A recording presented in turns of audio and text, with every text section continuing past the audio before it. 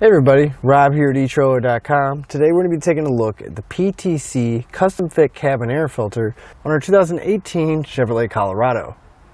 Now a cabin filter is going to do for your car what a furnace filter does for your house. It's going to filter all the air before it comes through the vents and into the cabin of our truck. Now a lot of people don't think about it, but the air inside your truck can actually be up to 6 times more polluted than the air outside. That's because once we're driving down the road, we have pollen and all the exhaust and emissions and everything else floating around in the air, and once it comes in here, it doesn't have anywhere to go.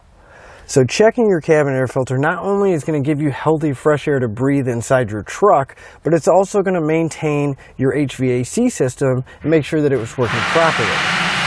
Because our filter not only is going to collect the small pieces, but it's going to grab any larger pieces of debris as well, make sure it doesn't get traveling through the system and cause any kind of issue with the fan or further down with our AC or heating system.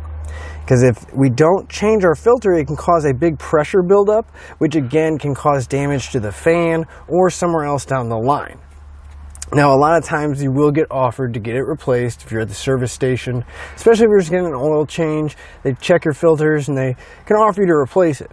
Well, that's all fine and well, but it's very simple to replace and even check it. It only takes a few minutes. So I like to keep one of these on hand. That way, periodically when I'm checking it, if it needs to be replaced, I can. So just so you have the confidence to do it at home, let's go ahead and go through the process together. Again, we have the filter if we need to replace it. So we'll just set it down. We want to start by coming to the passenger side and opening up the glove box.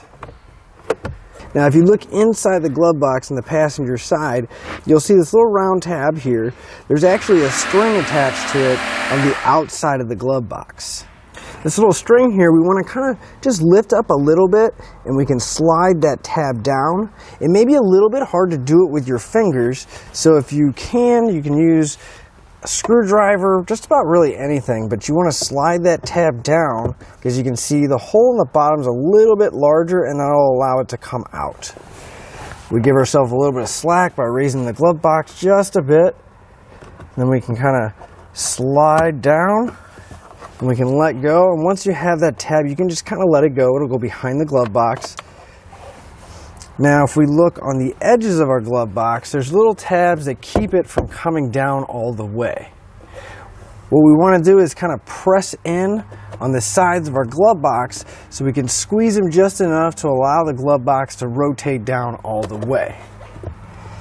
It may help if you do one side at a time. It is a little bit tight, but if you can get one side down, typically you can kind of pry on the other side and get that side just enough to where we can get it to come down. Now once you get the glove box loose, if we look into the compartment, we'll find this flat cover right here. On each side we're going to have these little tabs, push in, and then allow us to pull the cover out. Before we pull the filter out, we want to pay attention to where it says the airflow is going. So our arrows are pointing down, so we want to make sure that when we put the new filter in place, we have the arrows going in the same direction. Usually you can kind of push in on the center, then we can get a hold of the side of the filter, and we can pull it out. Now just looking at the filter, now you can tell that it's pretty dirty. It's starting to change color, and you see it is catching some larger debris as well. Now the leaves, the filter will catch it pretty well, but it tends to make a lot of noise in the fan, so it's a good thing that the filter is catching it, and that we do have a new one, so we can put the new one in place. Putting it in place is going to be the same thing. Just want to make sure the arrows are going the right direction. We'll slide the filter in, and then just reverse the steps. Before you rotate the glove box all the way back up, you do want to grab that string that has the clip on it,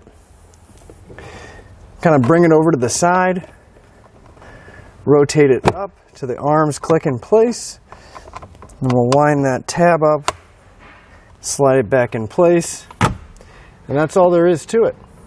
You saw just how easy it is, so again, there's no reason to pay somebody else to do it.